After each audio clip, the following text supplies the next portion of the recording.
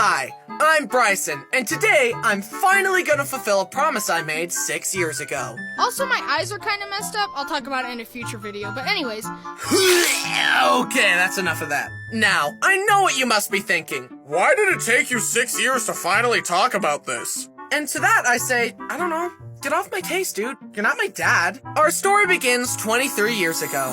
My mom was pregnant, and she, my dad, and all my siblings were hoping for a girl, since she had had 2 boys in a row. Then, much to everyone's disappointment, she had another boy. Me. Little did they know, the disappointments were just getting started. Before I could even speak, my parents noticed some issues. Why do his eyes look like that? My left eye would drift. Sometimes I'd be wall-eyed, and sometimes I'd be cross-eyed. I think this baby is a dud. Send it back and get a new one.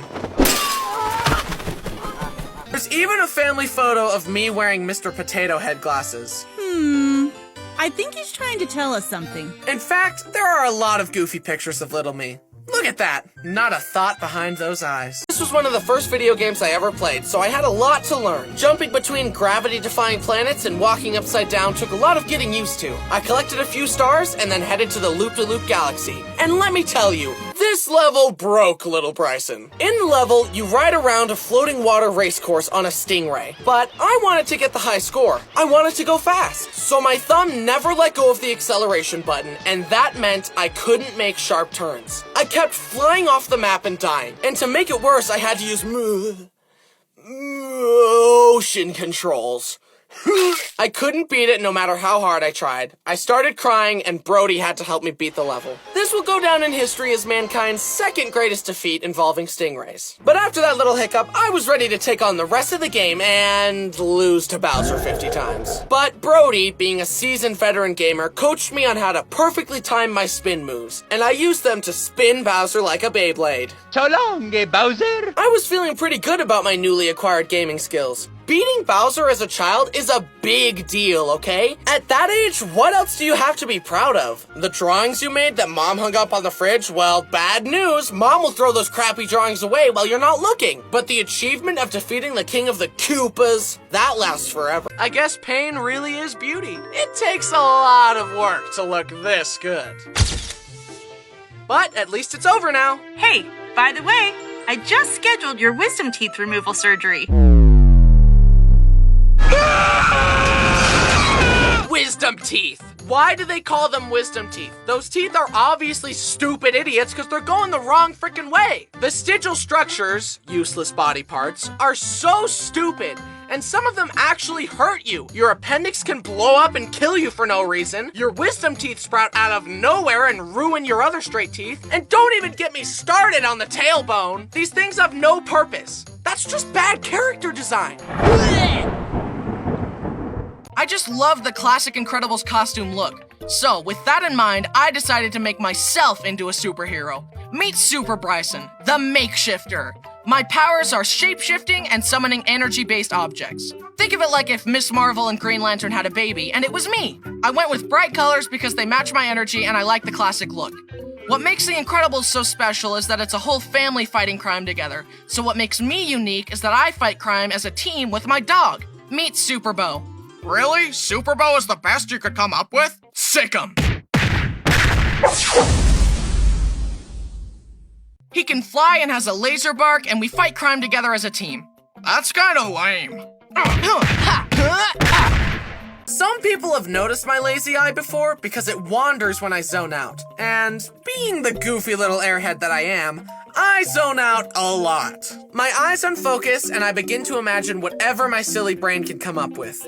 A shark with legs, a button that magically kills every mosquito, a Lego spaceship, food I want to eat, and sometimes I think about absolutely nothing at all. Then I zone back into reality only to realize that I've been staring intensely into a stranger's eyes and making them very uncomfortable. Or potentially making them fall in love with me as they get lost in my dreamy blue eyes that look like the sea after a storm. That's never happened before, but a guy can dream. Drawbacks of being a superhero.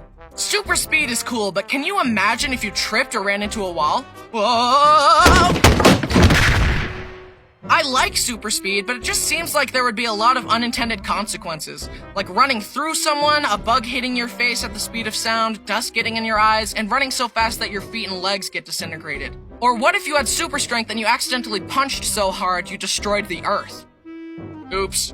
If superheroes were real, it would get all political and everyone would hate them. But like, what's a government of normal people gonna do against an unkillable god? We hate you, Omni-Man. Yeah! My turn.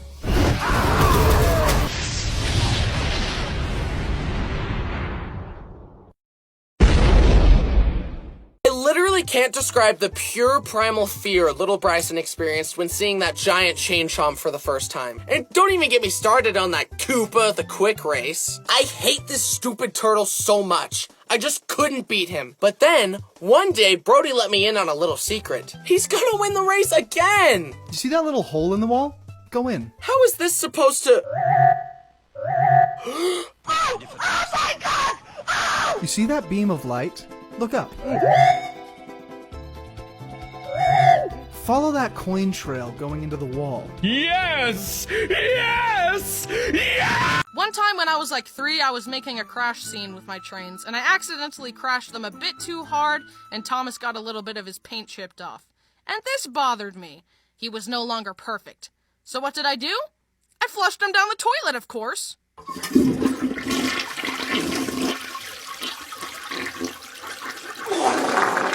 A while later, my parents realized that the toilet was clogged.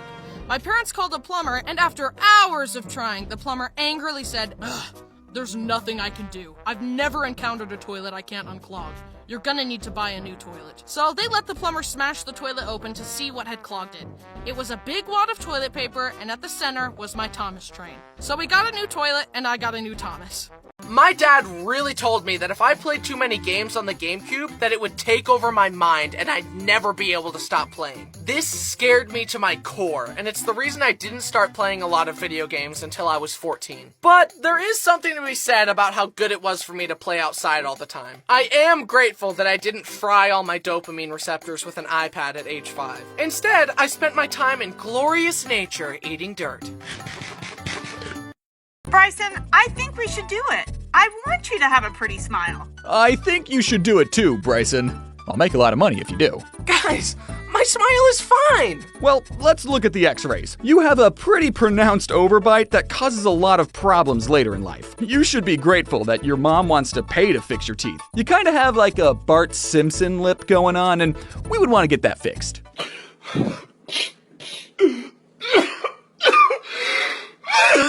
Welcome to Bull Shark, a fast-paced card game full of bluffing, tricking, and stealing. My brother and I are sure that the quick-to-learn, hard-to-master gameplay of Bull will hook you right away. Win the game by getting rid of all the cards in your hand or by collecting 3 pearls. Every time you bluff successfully, you get a pearl. But beware, getting caught in a bluff will force you to take all the cards in the pile. There are many powerful action cards, but the strongest of all is the vicious Bull a trap that punishes whoever reveals it. Pay attention to your friends as they play. Are they bluffing, telling the truth, or tricking you into revealing their trap?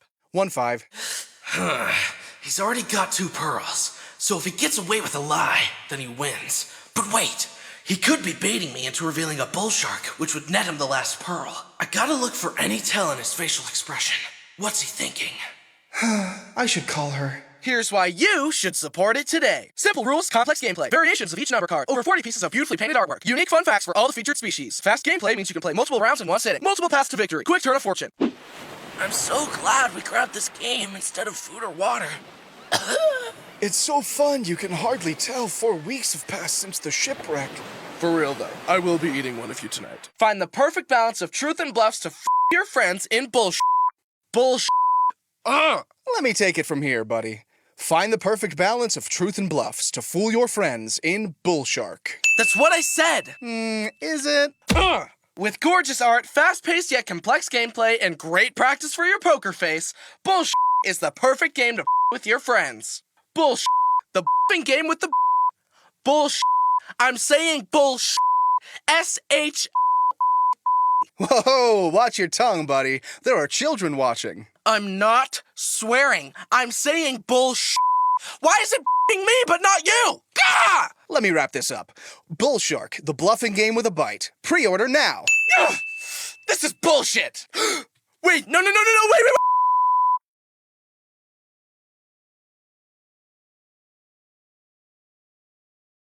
Then I arrived at the Rolling Green Galaxy. That sounds like a fun, easy, kid-friendly level. Not! If the Stingray race broke me, this one shattered me. In the level, you bounce on a ball that has a star inside it and use motion controls to lead the ball through obstacles and past Goombas to reach the end and unlock the star. And I just couldn't do it. I kept falling off, which made me impatient, which made me go faster, which made me fall off more, and the cycle just continued. At 6 years old, I just did not have the coordination or fine motor skills to beat this thing. But I was determined. I didn't want to ask Brody for help again. I wanted to be a big boy gamer. I hunkered down and died over and over for an hour straight. But then finally, I got past the spot